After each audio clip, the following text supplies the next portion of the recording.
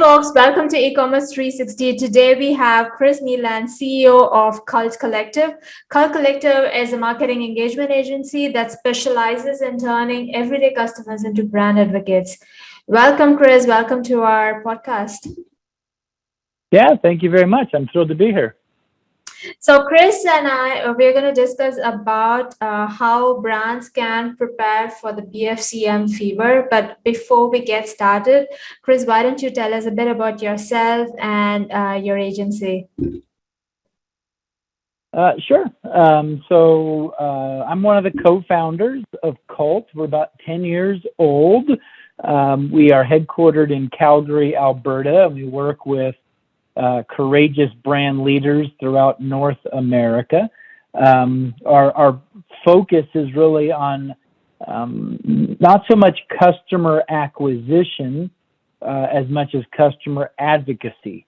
So the whole premise of calling ourselves Cult is we believe that there are ways for businesses to engage with consumers so that they don't just know you, they don't just shop from you, but they really buy into you and they start to become increasingly loyal, which not only has monetary benefits around repurchase and basket size, but also they start to inform your product and customer experience. They provide a lot of feedback, and then they convince others to try you as well, which is really the ultimate goal, I think, of marketing, is to create brand advocates and raving fans. Absolutely. That's very similar to story at Shipping Gym. It's interesting that both of brands believe in maintaining a long-term relationship with customers. That's the way e-commerce should be heading towards. So without further ado, let's jump into the topic of the moment, preparing for BFCM fever. How is this BFCM going to be different from BFCM 2020? We knew that BFCM 2020 was a boom because mostly because there was like a surge in the online stores. How is this BFCM going to be different? Well, I mean, listen, BFCM is sort of an anomaly, right? A lot of the rules of certainly Cult branding, but just marketing in general, kind of fly out the window because consumers display irrational behavior. No other time of the year are they camping out the night before in front of your store. No other time of the year have the bargain hunters been so mobilized, and has the industry sort of catered to the ridiculousness of sort of that holiday season. I've been pleased in the physical space to see how many brands have opted out. Not just because of COVID last year, but there was already a bit of a movement to let employees have Thanksgiving off, as an example. There was already an acknowledgement that for the most part, it's a horrible business proposition, that the money that you lose that day is rarely made up for in other days, preceding it or following it. So I think a lot more people are becoming critical, and they're viewing it with a rational financial mindset, not just getting swept up in the emotion and in the ego of, knowing that you get doorbuster deals at 6 a.m. So I think in the online space for pure play digital folks, I think Cyber Monday is actually pretty interesting because of you don't have to have the social impact on employees or on the environment that you do in physical space. And so I'm less offended by what happens on Cyber Monday than I am on what happens on Black Friday. That's an interesting take. But as you might already be knowing, a lot of your clients probably are into this FOMO, right? Fear of missing out. So what if brands do not want to miss out on the hype and the hoopla around BFCM, and they still want to do, relatively okay, or try to get in cash in as much as possible? What would be your advice for brands?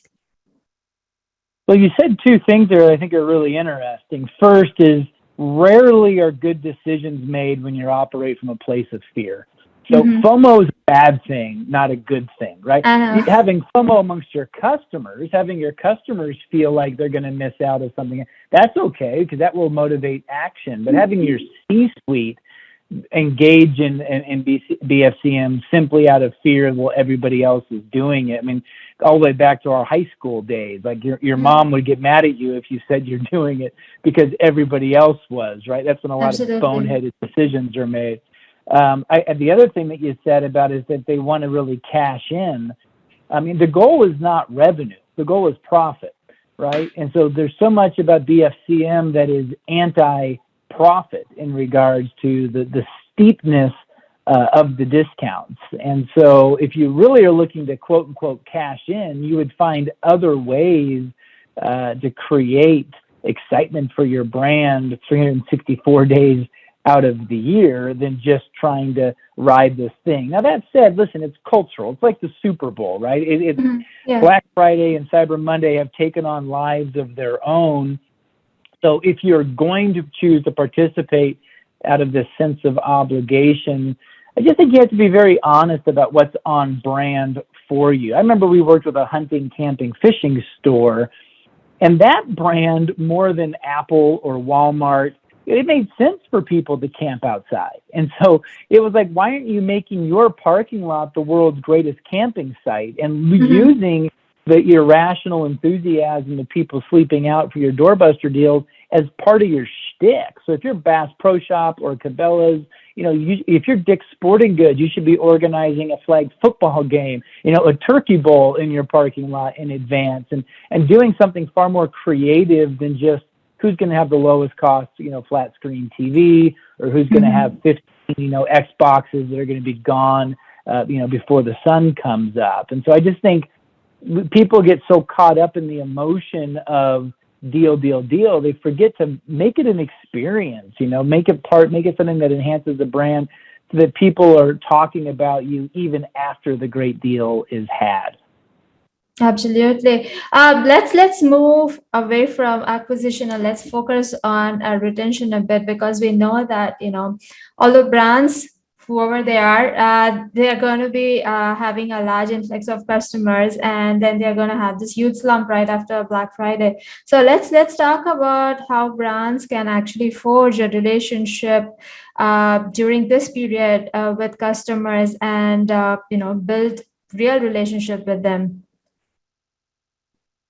Well, I think Groupon is the best case study that shows us the flawed thinking that getting a customer in the door with an extreme discount is going to somehow result in a loyal customer going forward. Groupon, I think, bankrupted hundreds of companies that subscribe to this premise that you're going to somehow make it up in volume. It just doesn't happen. People that and typically, particularly around Black Friday, like that's not you at your best. That's you at your worst. That's you just trying to accommodate the tide of the tsunami of people that are coming into the store. And so people that are fighting in your crowded aisles and waiting in excessive lines and dealing with stressed out staff aren't going to leave with the best taste in their mouth saying, boy, I got to come back here again. That was delightful, right? In the online space, it's obviously a little bit different, and you have an opportunity to capture that data and to start to initiate a conversation. But you have to kind of start from ground one, square one. You don't assume that just because they bought from you on Cyber Monday that they're now keen to have an ongoing relationship. You have to earn that sort of loyalty and trust with ways that are beyond 50% off and free shipping, right? And so if that's not what your brand stands for, is excessive deals, then you really have to have a second chance to make a first impression, because your first impression is that you simply had something they wanted that was really cheap. The second impression now needs to be, I'm a website or a store that you want to continue to come to time and time again. The digital space has the advantage of you don't have the anonymous transaction. You now know who those people are, but they should have a very different sort of CRM strategy than maybe somebody that bought from you in July and paid full price.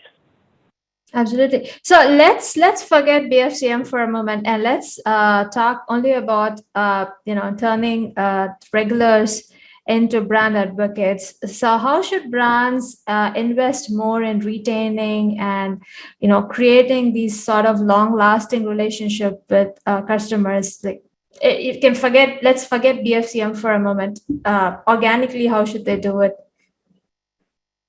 Well, you said the right word, which is invest. I mean, when we look at the majority of mediocre brands' marketing budgets, they're 80 or 90% devoted to acquisition. And Mm-hmm. yet there's four ways to make money. You can get more customers, and you should spend money on acquisition to do that.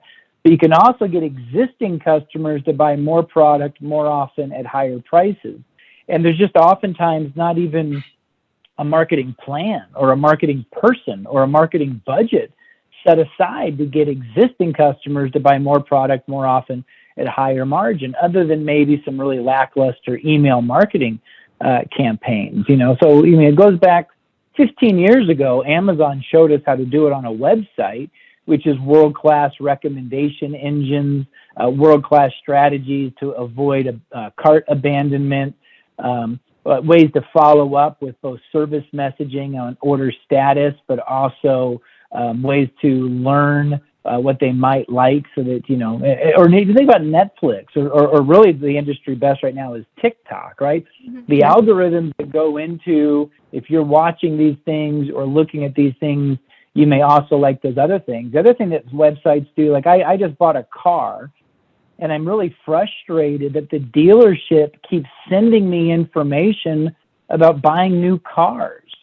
I'm like, I bought a car. I need to be able to somehow have an option. I don't mind getting information from the dealership about service or swag or customer appreciation things, but I Mhm. don't need to know about the newest car models that are coming out.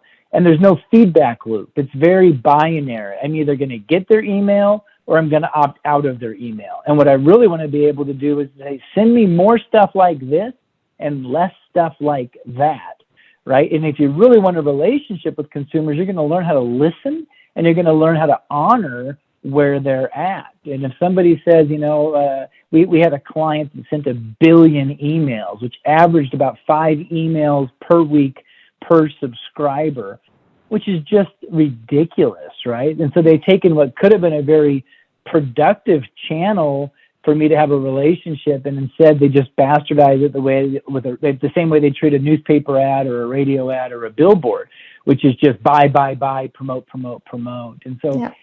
I think businesses are just really missing out on the chance to invest in a relationship, and understand that may not have a win the weekend ROI, but you're going to win the war, because you're going to have people that will start to spend more and more often, and start to spend really at a higher margin, because so much of communication today is also discounting. And that's again, I'm less interested in revenue. I'm more interested in profit. And if I can get somebody that goes from 40% off to 20% off, that's a gigantic win to the bottom line. Absolutely, that was a very fascinating perspective. So, Chris, we are towards the end of the podcast, and if there is one parting advice that you would leave the e-commerce brands with, what would that be? Well, I think that you guys have both a great advantage and a great curse. The great advantage is every one of your customers. Nobody's buying something from you anonymously. The disadvantage, obviously, is you have very few ways to really make a meaningful impression. You don't have the human component. You don't have the tactile component. So you need a really excellent customer journey map. You need to think of everything from why they came to the website, what they've done while they were there, but also what the product, how it's packaged, what it looks like. People like buying Apple because it feels like Christmas morning when it shows up. And so don't just devolve to the lowest cost box and packing peanuts. Make it exciting when your product shows up, and then follow up. Ask them what their customer experience with that product is like. Expect more from them in terms of their feedback and their referrals, in addition to just come back and repurchase. That's very well said. Thank you so much, Chris, for leaving us with really some interesting perspectives and very strong focus on profits rather than your revenues. So this was a very interesting conversation. Thank you so much, Chris, for coming on our podcast today. Yeah, it's my pleasure. Thanks for having me.